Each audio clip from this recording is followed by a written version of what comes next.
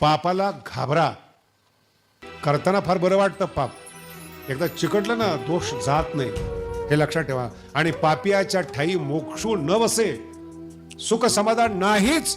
विज्ञान कितीही पुढे जाऊ, कितीही लोक नास्तिक हो, कितीही धर्माला अध्यात्माला न मानो, चेहरा सांगतो समाधानी नाहीत म्हणून. ही ज्ञानेश्वरी आहे. माझा जोडीला तू हातीचा दूर होसी.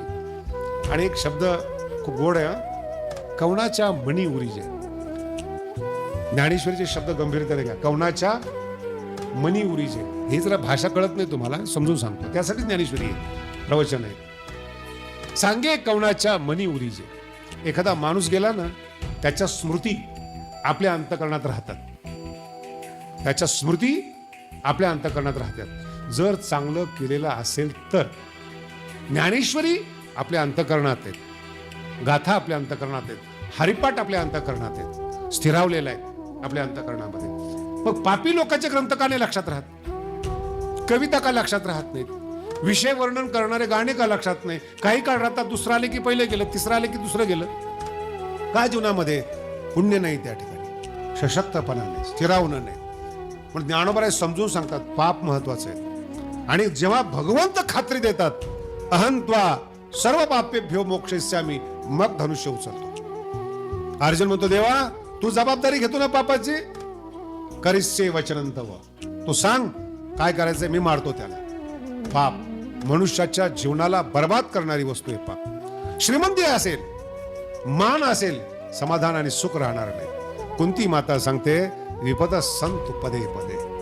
देवा तू जर जवळ ठेवायचं असेल ना, दुःख तुला जवळ ठेवतं. सुखामध्ये देव आठवत नाही, सुखामध्ये देवाचं भजन होत नाही, सुखामध्ये देवाची आठवण येत नाही. कुंती सांगते, राज्य आलं की देव निघून गेले. आणि ज्ञानोबा सांगतात, द्वारकेचा राणा दुःखामध्ये पांडवाच्या घरात आहे, सुखात नाही. राज्य आल्यानंतर नाहीत, युधिष्ठिर राजा झाल्यानंतर नाहीत. देव एवढा क्रूर आहे, एवढा क्रूर आहे, तुम्ही कल्पना करू शकत नाहीत. ज्याला विश्वरूप दाखवलं त्याच अर्जुनाचा अपमान सामान्य सामान्य लोकांनी केला अरण्यात असताना. फार सुंदर प्रसंग आहे. भगवंत निजधामाला जात असताना दारुक नावाचा सारथी होता, त्याला सांगितलं अर्जुनाला बोलवून आण आणि त्याला माझा निरोप उडणार आहे, जे काही शिल्लक असेल ते धन आणि स्त्रिया घेऊन जा आणि त्यांना आश्रय दे. मी तुमचं रक्षण केलंय, तुम्ही माझं रक्षण करा, माझ्या परिवाराचं रक्षण करा. अर्जुन जेव्हा सगळं घेऊन जातो ना, एक निसर्ग फार विचित्र आहे. निसर्ग आहे ना फार विचित्र आहे. निसर्गाचा अभ्यास करा, तुम्हाला सगळे ज्ञान प्राप्त होतील. धृतराष्ट्र राजा असताना पांडव गुलाम होते आणि पांडवाच्या पत्नीचं वस्त्रहरण केलं होतं. राजा कोण आहे? धृतराष्ट्र. त्याच्या समोर त्याच्या सुनेचं, पांडवाच्या पत्नीचं वस्त्रहरण होत होतं त्याच्या दरबारात.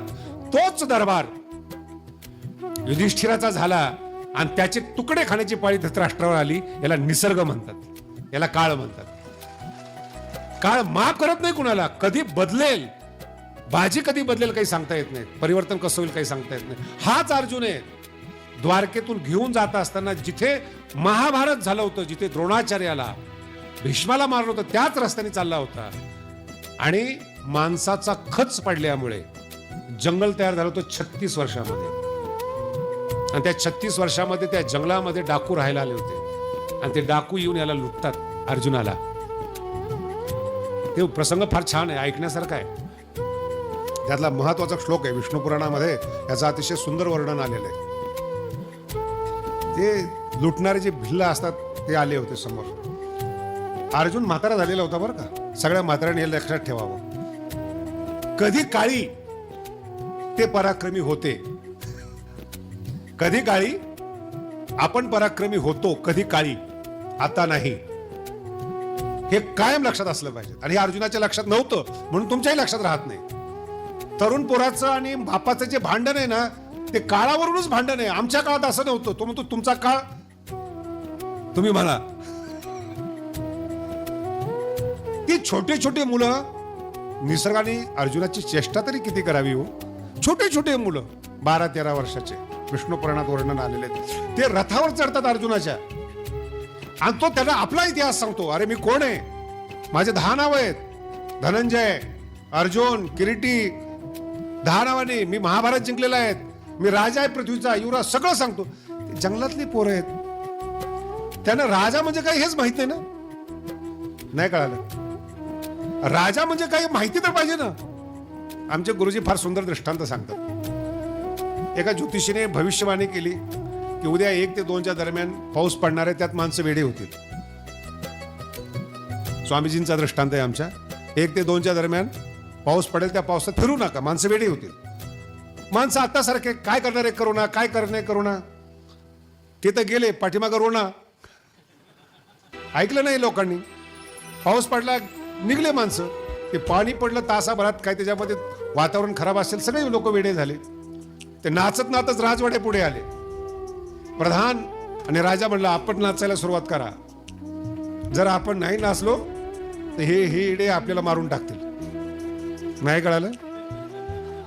राजा आणि प्रधान वेडे नसताना वेड्यात राहण्यासाठी खोटं खोटं का होईना पण नाचावं लागतं. नाचायला सुरुवात केली. प्रधान म्हणलं असं कसं काय? आपण शहाण्याचे राजे होतो, यांचे नाहीत.